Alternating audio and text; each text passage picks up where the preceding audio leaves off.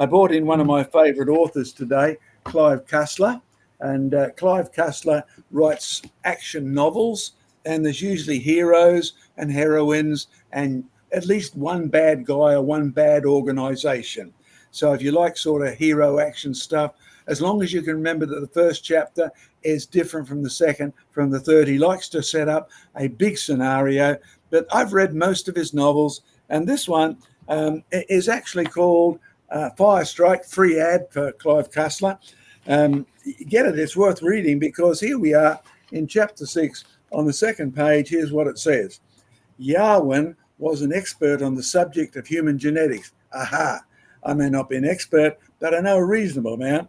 Genetic entropy was an incontrovertible fact, she thought, and a troubling reality that the scientific community has failed to address for reasons unrelated to the actual science involved. Now that's interesting, because genetic entropy is one of the best evidences against evolution.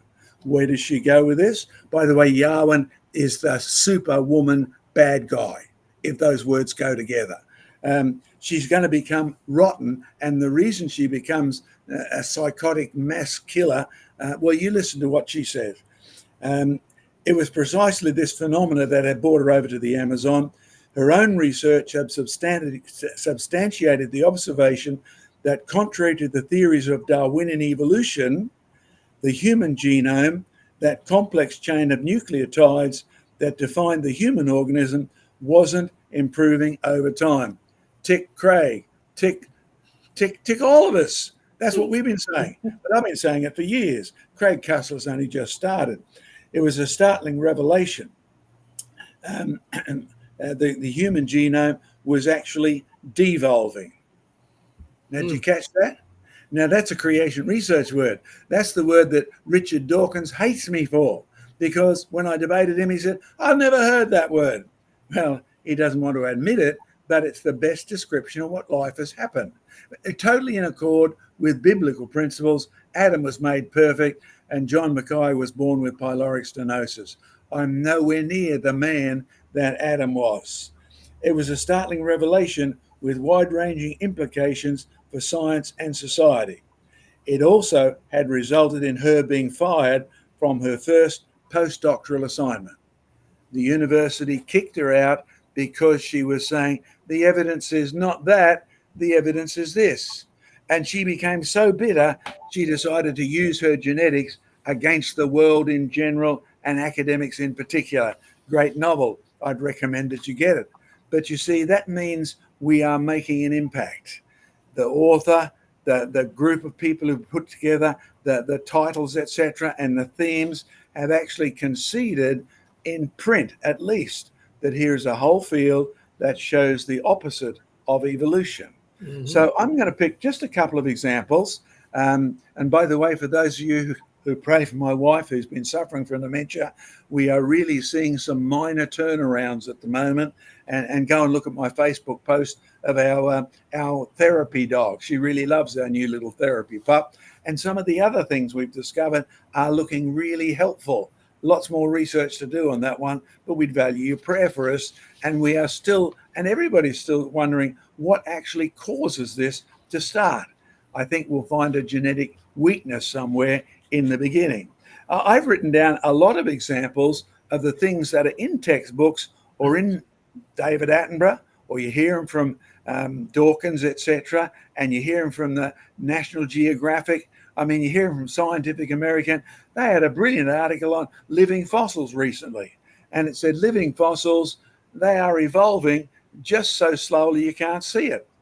And it went through the whole living fossil scenario, explaining how, well, they had examples of natural selection about living fossils, but not one single example of evolution at all. So let me just start with a couple of things here that you probably will recognize.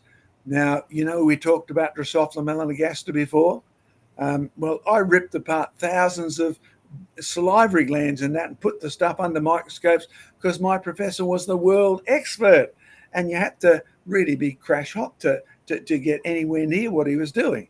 But his most interesting comment was he believed in evolution, He just didn't know what the evidence was. He didn't see it in flies. Flies turn into flies, as Craig said. Fruit flies turn into fruit flies. But there's one thing we did discover. Fruit flies can be naturally selected. Fruit flies and ordinary flies. Like we've got summer at the moment, and the flies are going crazy because there's so much water around, and you have dog plops on the ground, the flies breed in it, and you leave your door open and you've got flies inside. So you get your surface spray and you put it all over the house. Well, in many cases, here's what we've discovered. It doesn't work on quite a few varieties of Aussie flies. Why not? No, not because the toxin won't kill them. Get the toxin into their body, and yes, it will kill them. But we have certain numbers of flies that have the thickest pads on their feet in the planet. They can walk all over this stuff and they won't die. That means you are eliminating all their competition till the thick-feeted flies become the dominant majority. Great example of natural selection, but the mutation, the gene, whatever you want to call it, that was there for thick feet was there before you started selecting them. So the selection again eliminates. Now, with a name like Mackay, my dad was a Scotsman.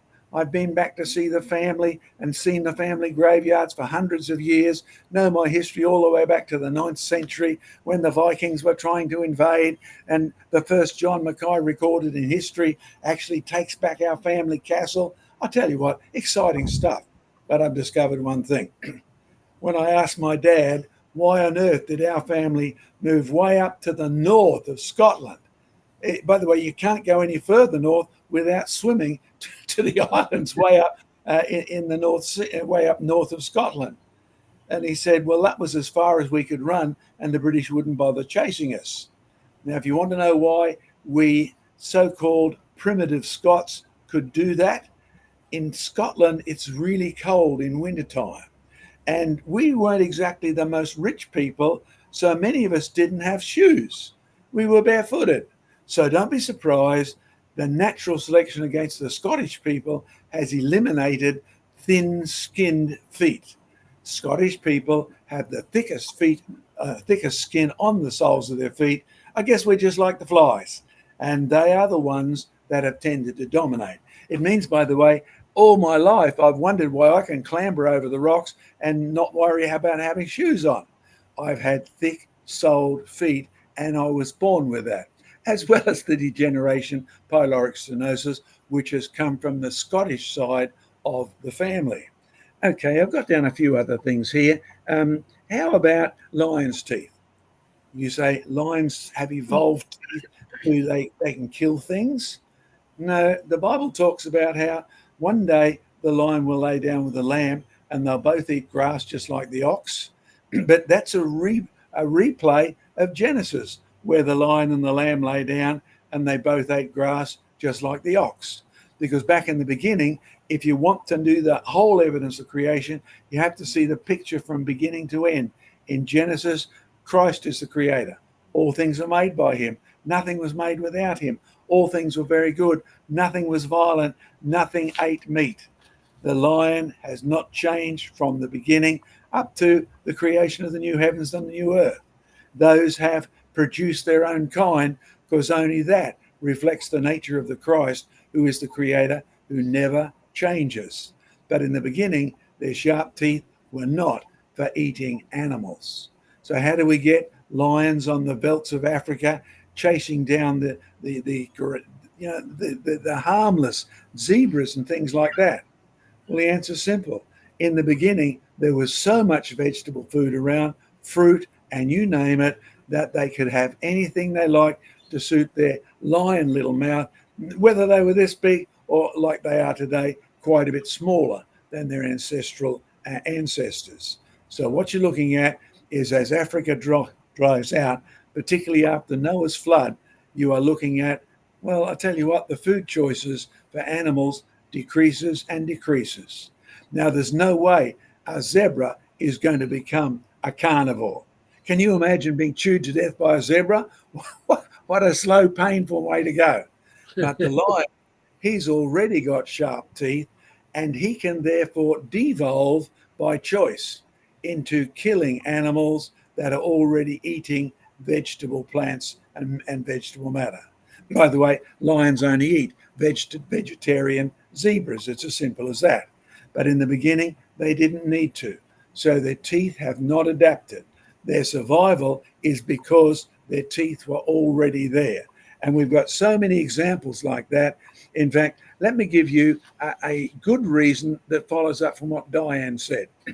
Some of you may have read the book Evolution, A Theory in Crisis.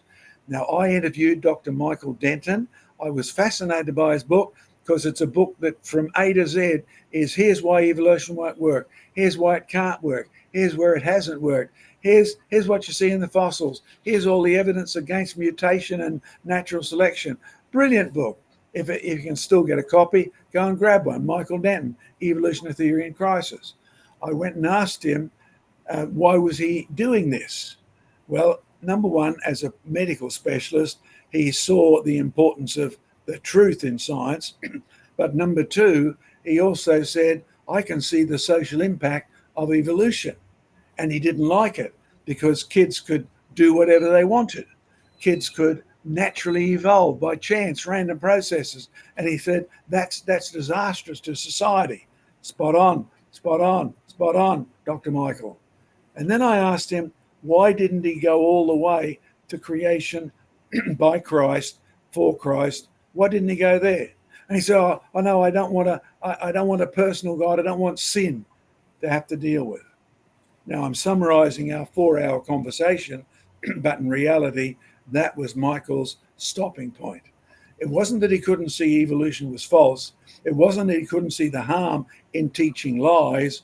It was the fact that if you go one step further, then you're accountable to a God who is creator, who has come onto this planet as Christ the Savior, who has died on a cross for you and me and risen from the dead to prove he was God and to prove that we no longer need to fear death because he's risen from the dead. And that's why we encourage you on this program, don't delay. Today is the time of salvation. You need Christ and you need Christ now. So can I encourage you, become a Christian, pick up your Bible, get involved with your local church, and I'll tell you what, you'll know Christ. And I mightn't see you in this planet, but I will see you in the new heavens and new earth. Back to you, Sam.